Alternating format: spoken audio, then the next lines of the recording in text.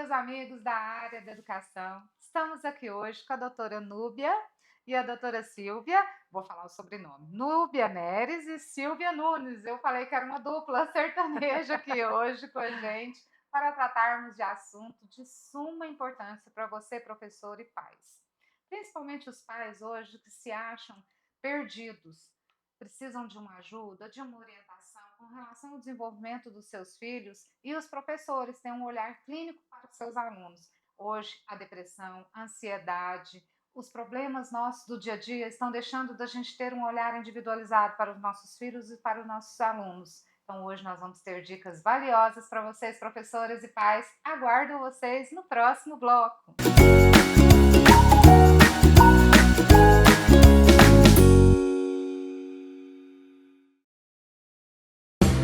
O que o Brasil quer, Goiás já é o que o Brasil quer, Goiás já é. Já é disparada a melhor educação do Brasil. Já é um modelo de segurança a ser seguido. Aqui, bandido não se cria. O que o Brasil quer, Goiás já é o que o Brasil quer, Goiás já é o que o Brasil quer, Goiás já é. Já é referência em saúde. Na capital e em todo o estado. Já é o melhor na área social. E já é um dos estados que mais investe em infraestrutura. E não vai parar, não. Viramos o jogo. Hoje o que o Brasil quer ser, Goiás já é. Por isso os goianos têm orgulho de dizer que Goiás é o estado que dá certo e vai continuar sendo o estado número 1 do Brasil. O que o Brasil quer, Goiás já é o que o Brasil quer, Goiás já é o que o Brasil quer, Goiás já é. Governo de Goiás.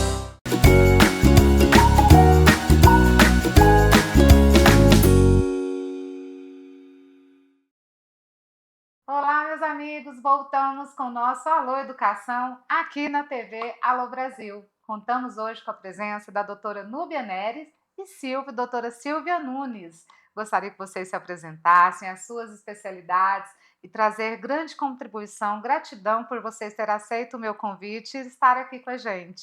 Obrigada, boa tarde, boa tarde. O meu nome é Núbia Neres, sou neuropsicóloga, doutora em neuropsicanálise, sou psicoterapeuta, arteterapeuta e tenho um conhecimento amplo na área da educação. Boa tarde para todos e todas. Eu sou Silvia Nunes, eu sou pedagoga, neuropsicopedagoga.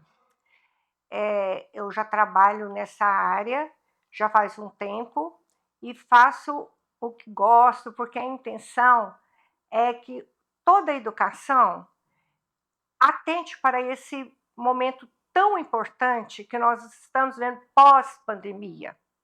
Então, vamos hoje bater um papo para a gente estar tocando em alguns pontos interessantes que eu acredito que vai acrescentar para vocês.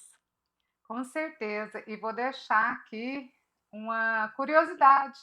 A professora Silvia, eu falo professora, doutora, porque todo mundo que chega aqui no meu programa, eu falo que é o Alô Educação, todos nós somos professores. Com certeza. Então, eu gosto de chamar todo mundo de professor. É uma honra. Então, na hora que eu confundi aí, doutora com professora, Imagina, que isso. não se, como se disse, sinta lisonjeado, porque o professor é quem ensina, então sempre tem algo para nos ensinar. E ela foi a minha professora na graduação de pedagogia, gente, acredita?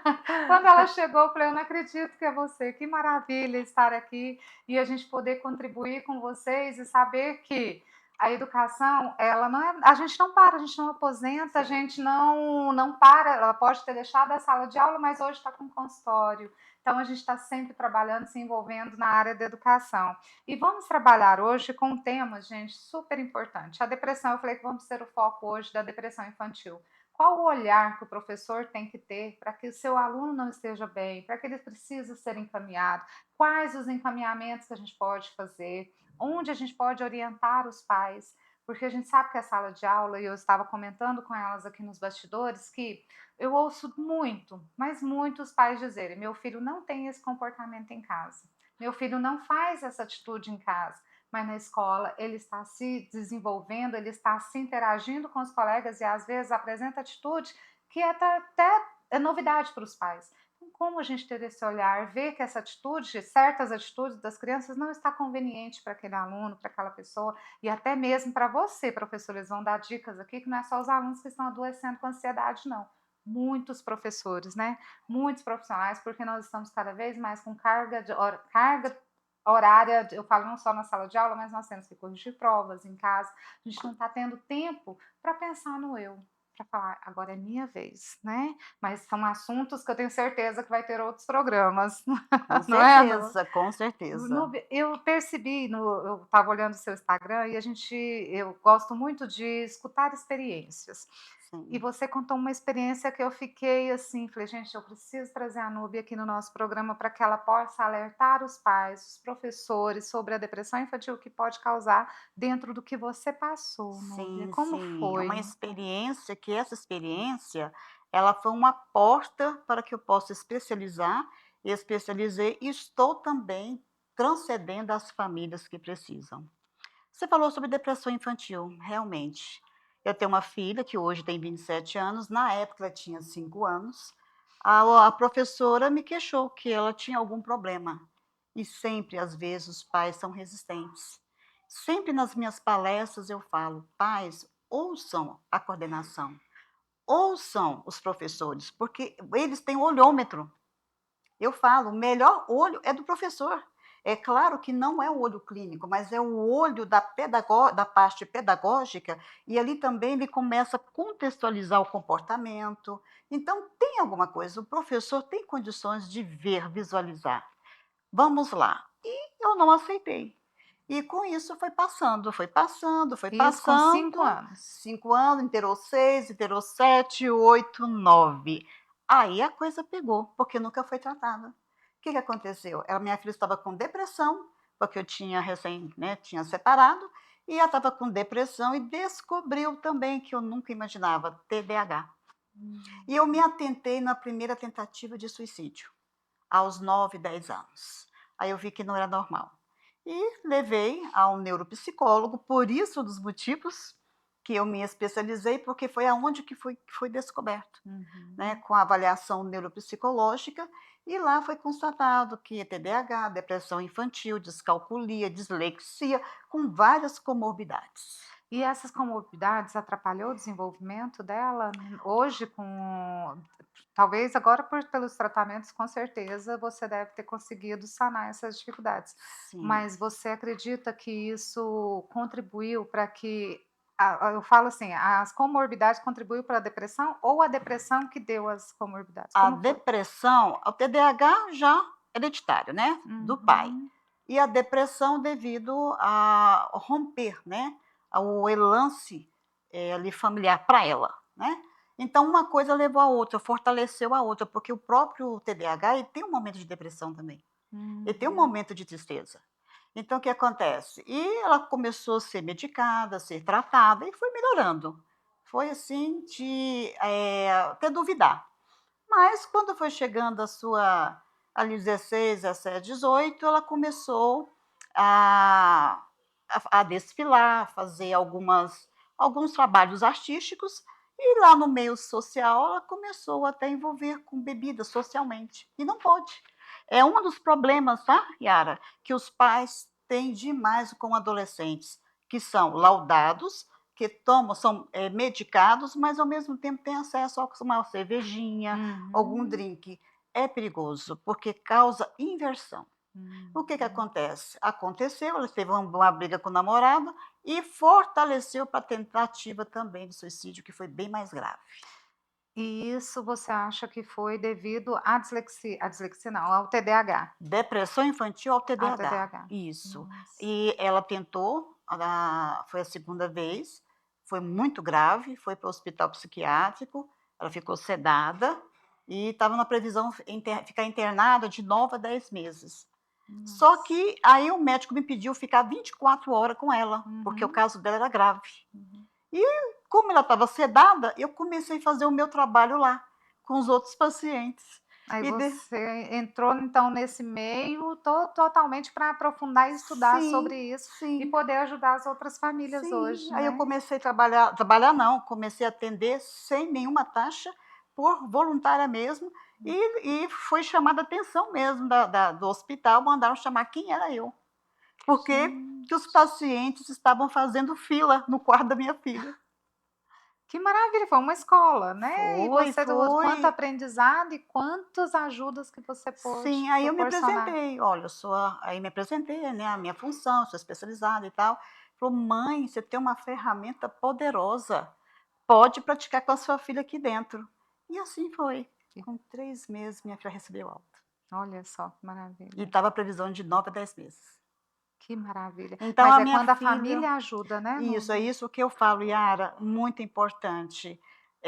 O que vai ser a base da reabilitação, da reestruturação desse adolescente ou da criança é a família. Não adianta a criança ou adolescente estar 1 hora conosco no âmbito clínico, mas chegando em casa ter uma desestrutura. Então, é como se fosse um efeito dominó. E Núbia, o que você acha que o professor, você falou que foi a professora com 5 anos que diagnosticou que algo não estava legal com a sua filha. Sim. Quais são os olhares clínicos que você vê, de tudo que você já estudou, para que nós, professores, possamos ficar atentos às crianças que apresentam, aquela criança está com aquele comportamento. Que comportamentos são esses? Tá, então vamos lá. A minha filha com 5 anos, ela era muito agitada, inquieta, certo? Ela descentralizava a turma inteira, com 5 anos de idade. Então, já era a hiperatividade aí, Isso, né? já era a hiperatividade, a inquietude, né? Só que, ao mesmo tempo, ela reprimia. Ela ficava calada, ficava no canto, chorava muito. Tá? Outra coisa, uma experiência muito boa. Não é um padrão, tá? Não é predeterminismo. Eu lembro quando a minha filha tinha 2 anos, ela chorava a noite inteira. Então, a maioria das crianças que têm transtornos tem problemas no sono. Tá? Não é todos, mas eu vou dizer que uma porcentagem. E a minha filha, com 2 anos, chorava, ela trocava, ela queria a noite toda brincar. Então, ela estava trocando a noite pelo dia. Sim, sim. Aí eu ficava, tanto que na época eu trabalhava, eu tinha que trabalhar, eu ia caindo de sono porque eu passava a noite toda com ela. Ela não dormia. Então, assim, os sinais, Yara, não é de uma hora para outra, já vem desde pequeno. Agora eu vou fazer uma pergunta para a doutora Silvia. Diante desse contexto que a gente está vendo, quais são as especialidades que o professor pode procurar para estudar, para que a gente possa especializar, para dentro de uma sala de aula a gente está com segurança. Falar, olha, essa criança tem sim, pai, para que a gente possa convencer o pai que aquela criança, sim, ela tem algum transtorno, ela tem que ser encaminhada. Quais são as especialidades que a gente possa procurar? Quais os cursos? O professor pode fazer neuropedagogia, né? A psicopedagogia. Quais são os cursos que hoje possa ser de fácil acesso para o professor? Yara, eu acho muito importante a gente ressaltar que quando a gente escuta, quando a gente fica atenta aos sinais, nós estamos observando e as crianças, os alunos, eles se mostram tanto em casa como na sala de aula.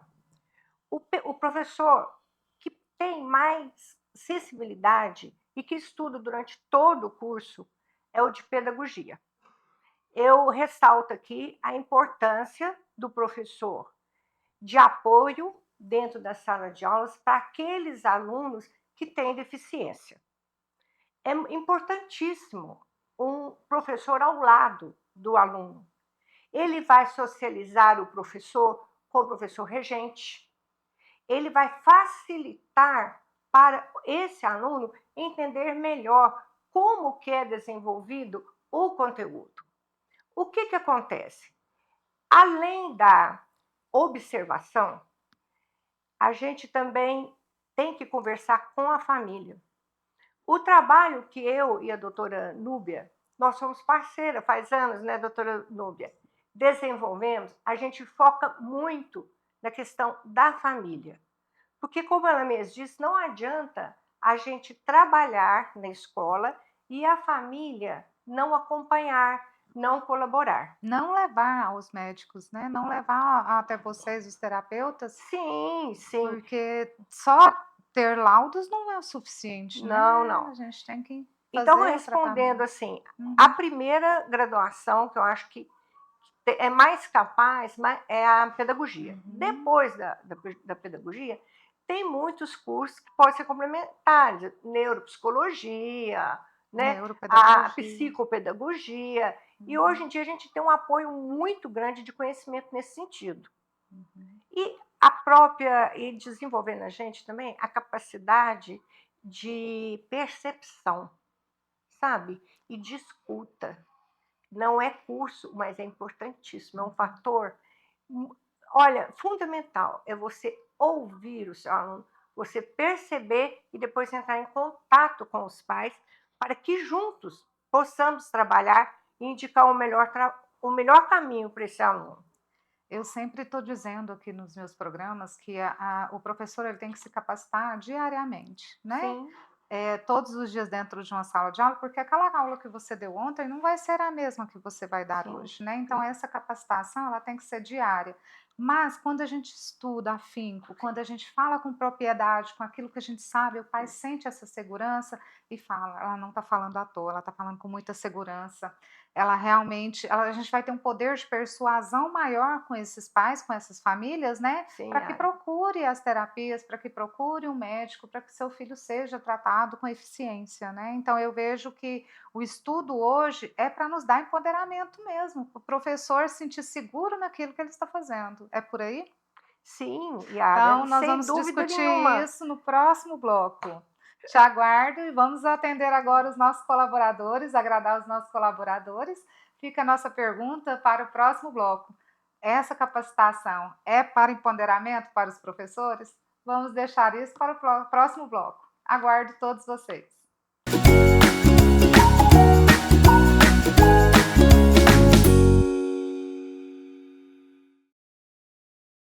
Meu nome é Indiara, né? Indiara Assunção. Eu gosto muito de morar aqui em Lusiânia. Aqui em Lusiânia ficou muitos anos sem um hospital, sem uma maternidade. O momento já é delicado. Você ainda tem que passar por isso, preocupar com isso na hora do bebê nascer. Então, a maternidade aqui fez total diferença. Eu entrei em trabalho de parto, né? Acho que não demorei 2 minutos para chegar no hospital. Porque eu moro na rua do hospital praticamente. E foi tudo bem, meu filho nasceu bem, tinha pediatra para receber ele na sala do centro cirúrgico, tinha enfermeira, tinha os médicos, tinha tudo que ele precisava ali. Uma saúde regionalizada, mais próxima e que melhora a cada dia. Uma conquista que Indiara e o povo goiano não querem perder. A ser mãe é uma bênção, né? Uma dádiva. E eu muito obrigada por ter cuidado tão bem de nós, do Heitor, de mim, de todos. Muito obrigada.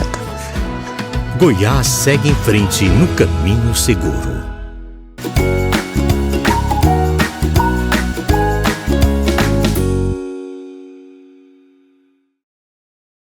Retornamos com o nosso Alô Educação, com a doutora Núbia Neres e Silvia Nunes. Eu estou esquecendo o sobrenome porque eu estou esquecendo de falar doutora. Eu vou falar professora, gente. Imagina. Estou aqui hoje com 2 professoras, estou aprendendo muito sobre o desenvolvimento infantil, sobre a questão do professor de apoio, a escuta do professor, a interação professor-aluno, a importância dos pais escutarem a escola, dar importância para o que a escola está falando do seu filho, né, doutora Núbia? Porque eu vejo que muitas vezes, eu falo que na minha profissão hoje na direção, a gente fala algumas coisas para os pais falam assim, meu filho não é assim em casa, já até falei isso no bloco anterior. Mas por quê? Porque na escola o aluno ele está ali com o social dele sem estar cobrança, sem o pai estar vigiando, então ele tem maior liberdade, né, doutora Núbia? Então nessa liberdade é onde a gente descobre algumas coisas que o professor vê e que os pais não. E é nessa escuta dos pais escutarem a escola é que o professor precisa se capacitar para ele ter um empoderamento mesmo de falar, o que eu estou falando é com certeza, eu estudei para isso e isso está acontecendo realmente. Não ter dúvida do que você quer falar para o pai e não deixar a insegurança te dominar. Quando você estuda, você tem certeza do que você está falando. E é nesse estudar que a gente vai falar agora desse empoderamento do professor. O professor precisa acreditar naquilo que ele está fazendo. E ele só acredita como? Estudando e sabendo que o que ele está fazendo está certo. Não é por aí, doutora? Não é por aí, doutora? Sim, com Silvia? certeza. Então, com certeza. a gente estava falando sobre essa questão do empoderamento do professor, mas dessa capacitação desse professor. E das dicas dessa escuta, né? O que o professor pode observar. Então, eu te cortei no bloco anterior. Vamos retomar. Não, Yara, é o que você... Vou afirmar o que você está falando. É muito importante que a gente tenha um olhar para o gostar de ser professor. Quando a gente gosta e faz com prazer, naturalmente a gente quer saber mais, a gente tem motivação para fazer os cursos variados que estão tão presentes hoje para a gente fazer, tanto a distância como o presencial, que agora está começando a resgatar o presencial. Então, o professor realmente que gosta de estudar, ele procura. Vou dar um exemplo para vocês da educação inclusiva. A gente hoje se fala muito na inclusão. Não tem como você fazer uma inclusão sem o conhecimento e a presença de um professor de apoio ao lado da criança, do educando que tem uma deficiência. Porque esse professor, ele vai ter contato com o professor regente da sala, que vai conduzir a esse aluno que tem deficiência a socializar, a entender o conteúdo, sabe? Aí ele tem a autonomia dele, desenvolver a autonomia dele. No entanto, a inclusão, ela é colocada sem esse apoio para o professor regente. E tem também a questão de ser individual, porque, olha, vejam bem vocês, um professor, ele não tem condição de acompanhar 3, 4 alunos, cada um com um transtorno ou uma atenção especial. Então, o ideal é que seja pedagogo e que esteja em sintonia com o professor regente. E para isso a gente precisa estudar. Estudar porque a gente vai descobrindo e vai gostando e vai ajudando essas próximas gerações ser bem exitosos. E assim, o professor de apoio, ele é um apoio para o aluno e para o professor. Com certeza. Ele é uma ajuda de extrema importância hoje em todas as salas de aula, porque, como você disse, são várias especificidades que cada criança tem e que o professor sozinho não daria conta. Ele não dá. Então, né? Isso faz parte do empoderamento do professor, para ele ter essa distinção, de querer, inclusive, estar participando do processo de outro professor, dessa necessidade que ele tem, porque não temos dúvida, gente, o professor regente, ele tem dificuldade em estar trabalhando com alunos que têm deficiência e não tem professor de apoio, muitas vezes. Então, no fim, o que acontece? É o processo educacional que fica prejudicado. Então, vamos aí, a gente nasce aprendendo e vamos aí ficar durante toda a vida, até no final dela, sempre aprendendo, cada dia mais. Eu vou comentar com vocês, olha que coisa boa ser professor e gostar de ser. A minha aluna, imagina, a minha aluna, e o tanto que é competente, o tanto que é atuante, não é? A gente tem que gostar. É verdade. E a gente tem que ser exemplo para ter motivação para outras pessoas fazerem pedagogia também, porque está cada vez menos, né? Sim. Eu conheço faculdades, 2 faculdades aqui em Goiânia, que não formou turma esse ano para graduação. Isso me deixa muito triste. Eu falo, gente, que tristeza não ter curso, não formou turma de pedagogia porque não teve quórum, não tinha aluno. Isso é muito triste, porque a pedagogia ela é apaixonante. Eu falo que é um dom, mas é um dom que o dom a gente nasce com ele. Bom, é o que eu acredito, né? E é o que eu prego, que o dom a gente nasce com ele. Mas é algo que a gente aprende, quando a gente aprende com prazer, a gente consegue transmitir isso para as outras pessoas e os outros professores querem estudar também, querer se capacitar, né? Sim. Por quê? Porque a gente trabalha com o ser humano. E quando a gente trabalha com o ser humano, a gente tem uma missão, que é transformar vidas. Foi por isso que eu trouxe a doutora Núbia Neri hoje com a doutora Silvia, para a gente falar dessa transformação. Olha o que aconteceu com a filha dela, para que ela possa hoje transformar várias vidas, atuando na área da educação, na área da saúde, e juntos, saúde e educação, a gente consegue transformar, capacitar professores, a gente consegue olhar, ter esse olhar clínico para o nosso aluno, né, doutora Núbia, para que a gente possa identificar e fazer os encaminhamentos. Sim. Com relação aos encaminhamentos, doutora Núbia, muitas vezes eu tenho dúvidas. Eu encaminho para um fonoaudiólogo, eu encaminho para o neuropsicólogo, eu encaminho para um psicanalista, eu encaminho para um psiquiatra, para um neurologista, porque também são tantas áreas que podem nos ajudar e a gente fica nessa dúvida. Quando a gente identifica que uma criança está triste, está isolada, não está se comunicando bem, está apresentando até vômitos, porque tem criança que dá dor de barriga para não ir para a escola, e chega na escola, ela está triste, o problema não é a escola, mas sim algo com ele. A quem encaminhar? Como que é esses encaminhamentos, doutora Núbia? Yara, antes de pontuar, eu quero só pegar o gancho do empoderamento, certo? Ótimo. Tá, tem 3 concepções. Qual que é a concepção da inclusão, do empoderamento do professor em sala de aula, principalmente quando fala em inclusão?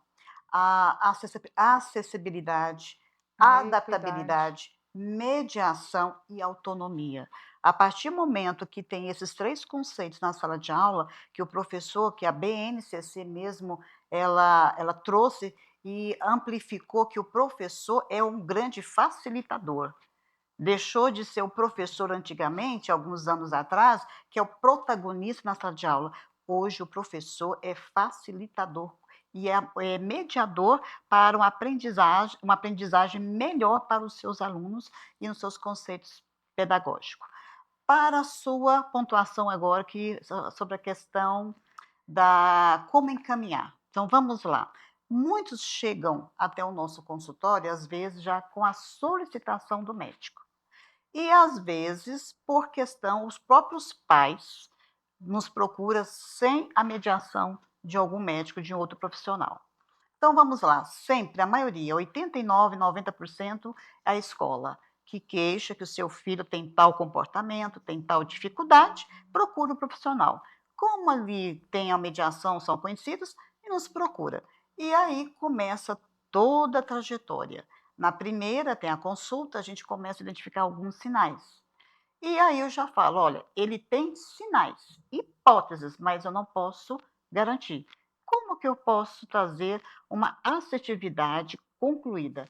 É fazer a avaliação neuropsicológica. Aí vamos fazer da linguagem, vamos fazer da fala, vamos fazer da matemática, conhecimentos gerais, comportamental, emocional. É por isso que precisa de 10 sessões. Já aconteceu, Yara, um paciente chegar na primeira sessão ter sinais de autismo. Quando chega na terceira, quarta, não é autismo. Sabe o que é? Defasagem de vitaminas. Então, o meu trabalho, assim, antes de realmente de concluir, fechar o meu laudo, agora eu estou aderindo com o médico, eu exijo exames. Por quê? Muitos já foram até a estatística, muitos adolescentes e crianças estão sendo diagnosticados com TDAH, autismo, sendo que não tem defasagens de vitaminas, principalmente B12. É porque a B12 ela é um pré-requisito para depressão, né? Se a B12 está baixa, sim, não só para depressão, ao mesmo tempo ela libera uma mediação à dopamina. Você está entendendo? Então, se tem essa defasagem, essa criança não vai ficar desmotivada, aquela coisa preguiça que não é preguiça, a desmotivação que já vem da defasagem. Então, o que acontece? Por exemplo, se a gente observar que precisa da fono, encaminha para fono. Então, por exemplo, se a gente constatar que o caso dessa criança é urgente, eu dentro da avaliação, eu já encaminho para o médico. Por quê? Porque quando terminar as demais, ele já está sendo medicado. Aí sim a efetividade do resultado do tratamento é maior, né? Sim, sim. Aí o que acontece? Com certeza vem a parte da terapia, que é a terapia cognitiva comportamental. Que é fundamental para a escola. Fundamental, sim. Eu que trabalho com criança, eu vejo que a terapia comportamental é um resultado Gente, excelente e muda. imediato. A criança Muda. Por quê? Porque nós vamos mostrar para essa criança os outros horizontes. Vamos mostrar para essa criança que ela tem capacidade dentro do que ela oferece. E essa terapia, doutora Núbia e doutora Silvia, também eu vejo que vocês são muito atuantes dentro de um consultório, ela tem que ter a escuta da escola? Sim. O que eu faço? Como que é essa, para você conhecer o aluno, o aluno na íntegra, né? Isso. Como que Yara, nós já fomos, a nossa equipe, que é uma equipe, tá? Nós já fomos parabenizados por causa disso, a gente acompanha. E dependendo do caso de emergência, a gente vai até a escola. A gente vai até a escola, peça autorização à escola e a gente filma como é o comportamento dessa criança, porque vai nos trazer uma relevância muito grande quando a conclusão do laudo dessa criança. Então, a gente faz a reunião com a família, faz a reunião com a escola, acompanha. Então, assim, a gente tem um trabalho bem efetivo. E nesse trabalho, doutora Silvia, de acompanhamento com a escola, a escuta do professor, da família, você acha que os pais estão hoje preocupados, lógico, com a saúde ou com o aprendizado? Qual que é esse nível? A saúde em primeiro lugar, ou é porque ele não está aprendendo? A grande maioria procura vocês porque não está aprendendo. E aí a doutora Núbia colocou agora que é questão de saúde, defasagem de vitaminas, mas a gente, né, fica nessa questão assim, vamos para o médico ou vamos para o psicólogo? Vamos, né? Olha, como pode? Sinceridade agora. Olha, gente, os dois caminham juntos. A participação da família no processo educacional, ela é fundamental. E faz parte da família também olhar a saúde dessa criança. Então, a influência do comportamento familiar nos nossos filhos, nas nossas crianças, é fundamental. Se a gente, hoje, com a vida corrida, vocês veem com as telas, a família não está mais unindo, não está tendo mais a convivência que nós tínhamos há muito pouco tempo atrás. Com a pandemia, pós-pandemia, houve um movimento que mudou a concepção de família em relação aos filhos. Várias atribuições da família estão sendo entregues para a escola, sabe? Não que seja porque não quer assumir, muitas vezes não é isso. É a questão, até mesmo da globalização, do número de informações que temos e que gera essa competitividade. Então, a família, às vezes, quer cuidar, vamos supor assim, mais de o que dar, o que proporcionar para os filhos, do que, peraí, eu tenho que levar meu filho para fazer um exame de rotina mesmo. De rotina. Né? Eu tenho certeza, e comungo com o pensamento da doutora Núbia, que caminham juntos. Família e saúde. Não vejo muita... A separação, né? Não vejo, Yara. Eu vejo... Porque uma é consequência da outra, né? Porque, às vezes, até o aprendizado... Eu tive uma experiência muito interessante lá na escola, de uma criança com 5 anos, acordava muito à noite para fazer xixi, chegava na escola sonolento, não estava aprendendo, e sabe, assim, a gente viu que ele estudava com a gente desde os 3 anos, aos 5 anos ele mudou o comportamento dele, mas às vezes estava muito agitado, às vezes estava muito quieto, igual a doutora Núbia colocou com a filha dela, só que dele foi diferente, diabetes. Então, quer dizer, e o pai querendo até trocar de escola. Não, meu filho que não está gostando mais dessa escola, ele mudou de comportamento de uma hora para outra, e não sei o quê, vou pôr ele para respirar outros ambientes, vou procurar uma outra escola. Eu falei, pai, peraí, vamos analisar uma coisa. Seu filho, você me falou que está indo muito ao banheiro, vamos investigar o que está acontecendo, que eu estou vendo aí que tem alguma coisa da saúde mesmo. E não deu outra. Ele estava com diabetes de tomar insulina, quase ficou em coma. Então, eu falo que a saúde e educação, né, eu acho que hoje, mais ainda com o TDAH, com os autistas, mais ainda com o professor de apoio, com o professor, eu falo é o apoio, os técnicos, né, assistentes terapêuticos, então, eles estão muito atrelados à educação. Hoje, os assistentes terapêuticos, hoje eu tenho lá na escola, não só o professor de apoio, mas eu tenho os assistentes terapêuticos que acompanham individualmente cada aluno. Para quê? Porque a assistente terapêutica é da área da saúde e está lá dentro da sala de aula com aquele aluno autista para que ele possa, junto à saúde e educação, para que ele possa aprender. Então, acho que tudo vem a contribuir com a nossa educação, Por né? isso que É é só. importante, Pode. por isso que é importante, e eu falo que todos os profissionais, ou na área da saúde, na área da educação, principalmente na área da educação, estudar neurociência. Neurociência, e é isso que Porque nós vamos falar no uhum, próximo bloco. O próximo bloco, temos aí esse tema, a neurociência, o que ela veio contribuir para a educação. Nós vamos pegar tudo com a doutora Núbia e com a doutora Silvia, para que elas possam nos auxiliar, para que a gente possa colocar a neurociência, porque a ciência, gente, por si ela já se fala, né, ciência. Quando a gente sabe que a ciência teve estudo, teve comprovação e que funciona. Então, a neurociência veio com certeza a nos contribuir. Te aguardo no próximo bloco.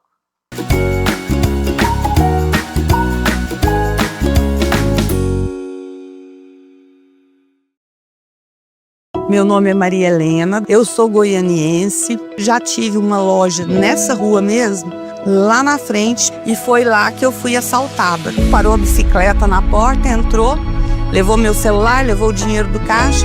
Foi muito ruim mesmo, fiquei traumatizada, né? Aí eu pensei, gente, se continuar desse jeito, a gente tem que fechar. Hoje tá bem diferente, né?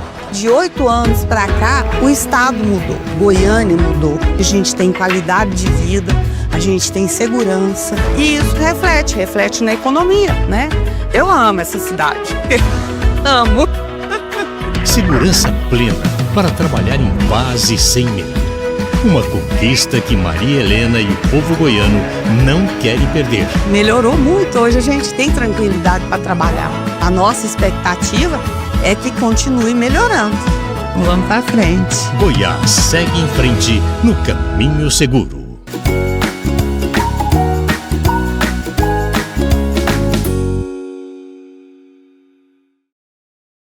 Voltamos para o nosso último bloco. Gente, é tão bom falar do que a gente gosta, passa tão rápido.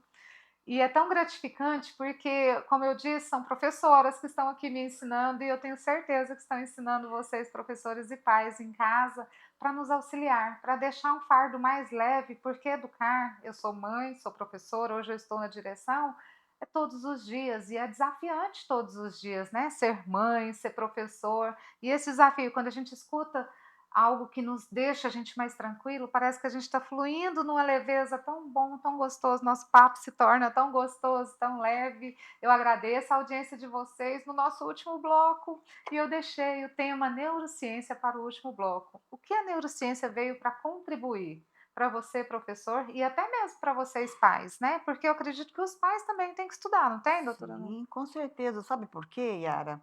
A neurociência, ela veio abraçada, principalmente quando fala escola, abraça com a psicologia, com a pedagogia, né? Então, envolve vários viés. Por que os pais também precisam? Porque a partir dos pais começarem a notar as manifestações, sinais, os pais já pegam já uma coisa prematura, já pegam uma coisa com muito mais, de forma mais cedo, vamos dizer assim. Então, quanto mais cedo é tratado, é muito mais com sucesso. A eficácia é bem melhor, Sim, né? sim. Eu quero falar uma coisa aqui que você falou no início, por que que às vezes a criança, o adolescente, os pais falam: "Meu filho não mente, o meu filho lá em casa não é assim". O que que acontece? Até coloca, às vezes, a fala do professor da escola de uma forma equivocada. Tome cuidado. Por quê? Muitos, pela experiência que nós temos, até no nosso âmbito clínico, Yara, eu criei, o que que eu fiz? Eu não fico totalmente todas as sessões só com aquela criança, com o adolescente. 2 sessões eu reservo aquela criança com outras crianças, porque ali eu vou avaliar como aquela criança ela concede o comportamento. Então vamos lá. Em casa, pai e mãe, seu filho está na zona de conforto. Em casa está debaixo, desculpa a linguagem, debaixo das suas asas. Ele talvez vai camuflar ou ocultar.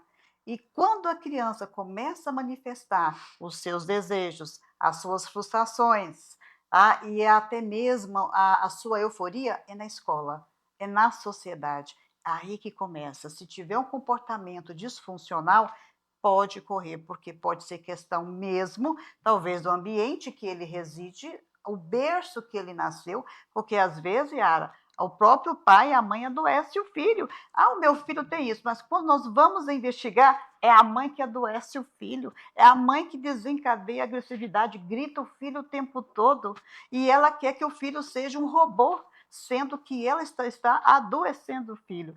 Então, isso é muito importante, mas para isso, para que nós possamos entender com base, com fundamento, é saber o que é neurociência. A neurociência, até para os profissionais da área da saúde, é não saber só limitar que aquilo ali é um ser humano que está alienado. Por isso que as aulas hoje estão deixando de ser alienada e está passando para ser mais ágil, no caso, mais dinamizada. Por isso que tem a metacognição. É para isso, porque a neurociência descobriu que o ser humano, ele aprende de várias formas.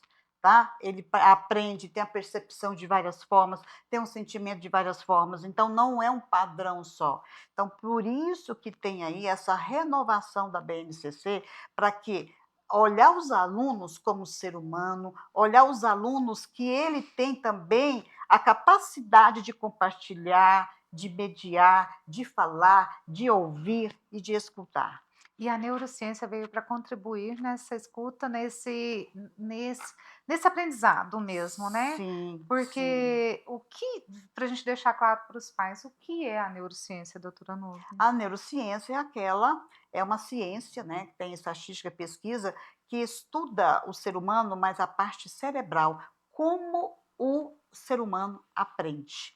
Como que a fisiologia dele responde mediante ao cérebro do que ele está recebendo a informação, que envolve a neuroplasticidade. É a partir do momento que eu recebo a informação, como que eu absorvo, como que eu vou apropriar?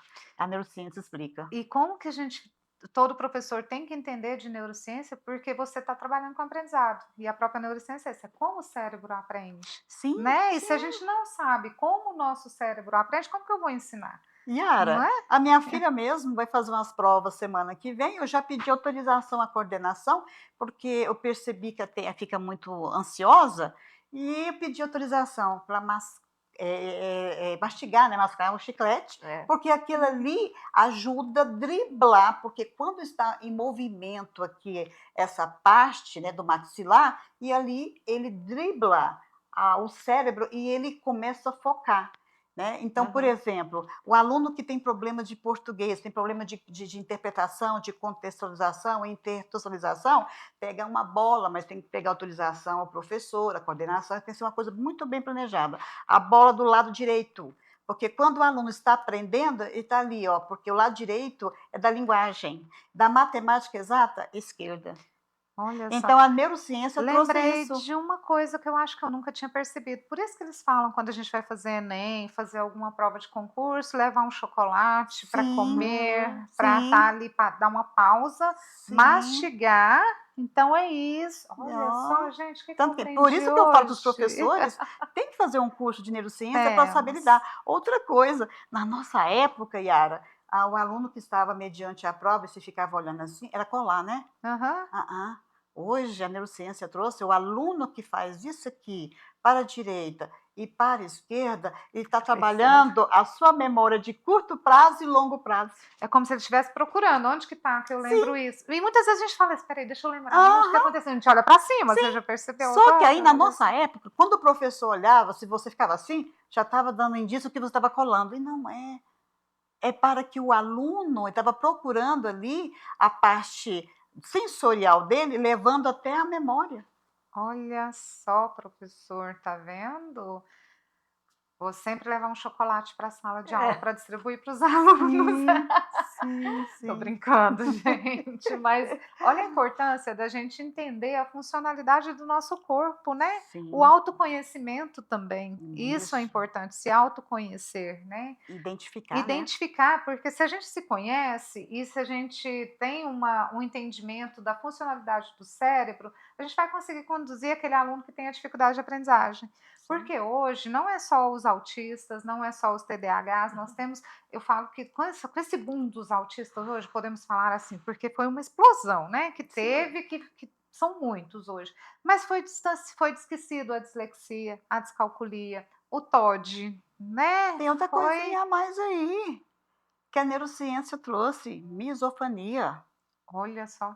Você sabe o que é misofania? Não, agora você me dá, vai lá, vamos professora. lá. Eu preciso dessa. Isso, olha que interessante, por isso que o nosso consultório, que os pais agradecem, porque nós não só atendemos a avaliação, nós também ensinamos e nós compartilhamos os materiais para os pais. Nós ensinamos os pais como conduzir com seus vocês filhos. iam contribuir tanto, se com todos os seus pacientes vocês contribuíssem isso para a escola, se a escola fosse aberta, Então, né? Eu ia lá para dentro do seu consultório.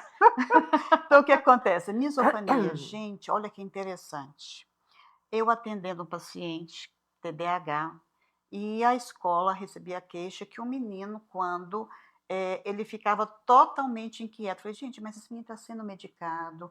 Eu olhei, a medicação está correta. A gente faz isso também. A gente olha, verifica se a medicação está tudo ok. Se não tiver, a gente mantém contato com o médico. Então, essa conversa técnica é muito interessante, porque ajuda a família cada vez mais. E os médicos são abertos a Não, essa eu tenho um parceiro, eu tenho um médico aí, que ele, né, não vou dizer todos, mas nós temos uma parceria com médicos. Porque às vezes eu vejo os médicos meio um pouco resistentes, sim, né? Mas isso vai ser assunto para outro programa. Só que aí nós temos os médicos, né, os profissionais já definidos. Então, o que acontece? E quando aí eu fui visitar a escola.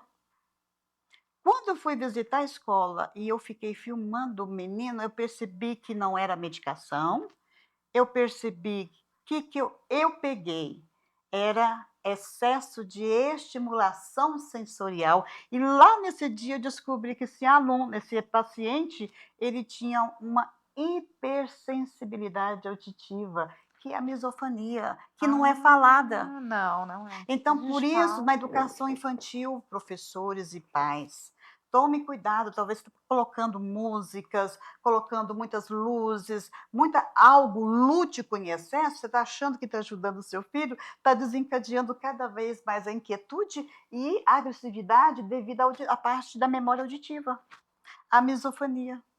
E isso, com certeza, deixa a criança também desorientada, Deixa né? a criança, ela fica nervosa, ela fica desnorteada, ela fica inquieta. Então, não é só os autistas que têm essa hipersensibilidade auditiva, as crianças. Por isso, principalmente os TDAHs, tá? Por isso, quando a gente aconselha os pais, não grite. Aliás, não pode gritar nenhuma criança, mas principalmente o TDAH, ele tem a hipersensibilidade auditiva. Quando você fala alto, ele está entendendo que você está gritando. Entendi. Por isso que os TDAH são explosivos. Porque ele aceita o estímulo, né? Sim. Ele reage ao estímulo que ele está recebendo. Né? Tá vendo que interessante? Como que a gente descobre? Estudando neurociência. Neurociência. Então, você estudando neurociência, você vai saber conduzir sala de aula muito bem, você vai saber conduzir sua família, vai saber conduzir todos os aspectos da sua vida. Por quê? Porque a área emocional, que vem a inteligência emocional, ela passa da inteligência emocional para a agilidade. E vai se conhecer, se autoconhecer, porque não só os nossos alunos hoje têm dificuldade, hoje os professores estão adoecendo muito fácil, porque a gente sabe que o ambiente de trabalho hoje está cansativo, está super carregado mesmo, nós estamos chegando cada vez mais demandas diferentes para a gente e a gente tendo que acolher aquilo tudo sem parar. Eu tive uma reportagem semana passada com o doutor Eduardo, que eu falei, nós estamos aprendendo, trocando a roda do carro com o carro andando. Então, nós estamos aprendendo sobre esses diversos problemas de aprendizagem com o carro andando. Nós não estamos tendo tempo de parar e estudar. E isso está nos cansando, está nos adoecendo. Então, nós professores, se a gente não parar e respirar e falar, bom, o que eu preciso agora? O autoconhecimento, entender da sua neurociência, da neurociência mesmo, para você aprender a se regular, a gente vai acabar adoecendo e parar numa clínica, não é? Sim. É por Eu isso acho que que as escolas, que nós temos projetos das escolas aos profissionais. Lá no meu Instagram tá. É porque a gente tem que trabalhar, se eu vou trabalhar com o outro, eu tenho que entender a mim mesma. Como que o professor vai trabalhar com excelência se ele mesmo não se conhece, se ele mesmo está perdido? Então, qual que é o nosso papel? É identificar no professor, mostrar, professor, a sua limitação é essa aqui. E nós mostramos a alternativa para que ele possa viabilizar melhor. E até mesmo para ter um ambiente de trabalho mais favorável. Hoje a Sim. gente tem a NR1, que é Sim, a sim. saúde Nós somos emocional, especializados. né? A saúde emocional, não só dentro do ambiente escolar, mas de qualquer Empresa. empresa, Qualquer empresa. né? Por quê? Porque a gente sabe que a grande quantidade de atestados hoje que as empresas recebem não é de doenças, uma dor no pé, não, é saúde emocional mesmo, Mental, é né? saúde falta, mental, sim. Não é? principalmente psiquiátrico, tá? E tem uma estatística aí também, já tem mais de 10, 15 anos, imagina agora, não tem agora a informação, mas de 10, 15 anos atrás, que os 2 profissionais, quando aposentam, já está com a prescrição psiquiátrica, polícia militar e professor. Por quê? Infelizmente. Trabalho emocional. Vem o burnout, vem Sim. toda a depressão, vem, Sim. né, vem tudo isso acarretado O de encargo, né, que é muito pesado, então, depressão. assim, isso acarreta muito. E se a gente não se autoconhece, como que a gente pode ajudar o nosso Não semelhante, tem né? O como. nosso aluno, até mesmo dentro de casa, nosso esposo, nossos filhos. Eu acho que o autoconhecimento é de grande valia.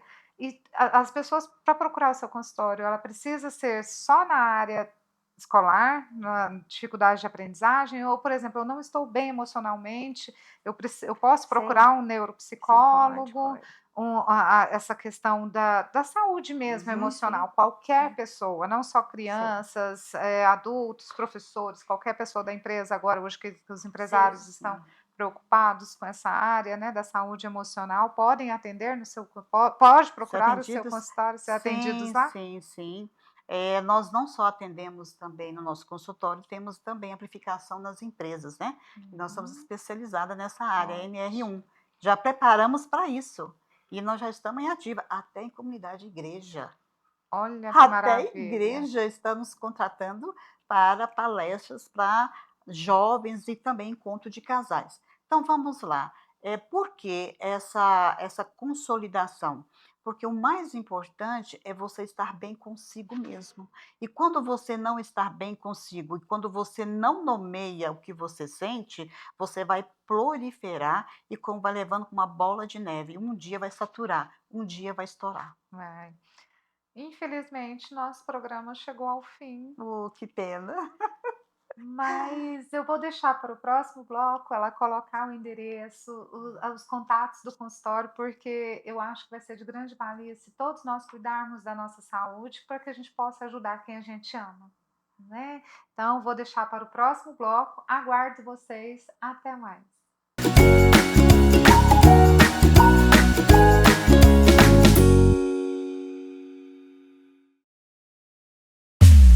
Vacinou, deu show, vacinou, deu show, vacinou, deu show, vacinou, deu show. Levanta a mãozinha, a manga da camisa e vem mostrar o bracinho, lá no postinho vacina faz bem. Protege criança, vovô é vovó, gestante, neném. No vacinou, deu show, a gripe dançou, vacinar também. Vacinou, deu show, vacinou, deu show, vacinou, deu show, vacinou, deu show. Vacinou, deu show, vacinou, deu show, vacinou, deu show. Dê um show de proteção contra a gripe. Se você é gestante, idoso ou tem filhos de até 6 anos, vá a um posto de saúde e atualize a caderneta de vacinação. É rápido, gratuito e seguro. Secretaria de Estado da Saúde, Governo de Goiás. Vacinou, deu show, vacinou, deu show, vacinou, deu show, vacinou, deu show.